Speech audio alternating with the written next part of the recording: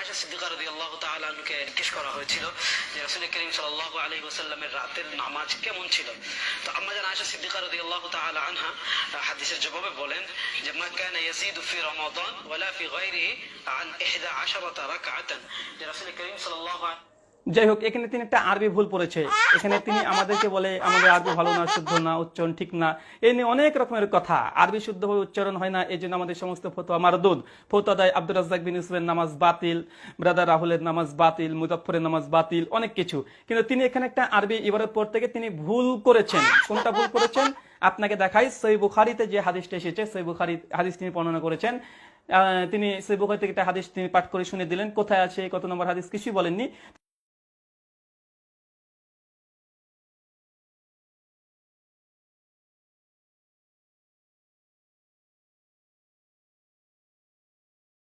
তো যাই হোক, আমরা সেই হাদিস আপনার সামনে পেশ করছি। সহিহ বুখারী কিতাবুস সালাতুত তারাবি হাদিস নাম্বার 2013-তে এই একটা হাদিসটা নিয়ে এসেছে, যিনি যেটা পড়লেন।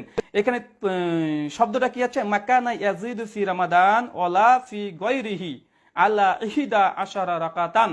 এখানে শব্দ আছে আলা ইহিদা, আর তিনি পড়েছেন আন ইহিদা। আছে আলা ইহিদা, তিনি পড়েছেন আনা ইহিদা, সরি আন ইহিদা, আন নেই, আছে আলা। তার মানে তিনি একটা আরবি পড়তে ভুল করেছেন। আমরা একটু ভুলভাল আমাদের হতেই পারে, স্বাভাবিক, আমরা জেনারেল শিক্ষিত, আমাদের আরবি শুদ্ধ হবে না। হুজুরা 17 বছর 20 বছর ধরে মাদ্রাসায় পড়েছে, 40 বছর ধরে পড়াচ্ছে, তারপরে যদি তাদের এই আন আর আলার মধ্যে ভুল হয়ে যায়, এটা মারাত্মক ভুল। আমার যদি গোটাই ভুল হয়ে যায়, এটা মারাত্মকের মধ্যে অন্তর্ভুক্ত হবে না। কিন্তু হুজুর এত বড় বড় পড়ে আমাদের তানকিদ করবে আরবি নিয়ে, আবার হুজুর নিজে ভুল পড়েছে, আন পড়েছে অথচ আলা আছে। আপনারা আবার তার ইবারতটা শোনেন, আমি আবার ইবারতটা দিচ্ছি।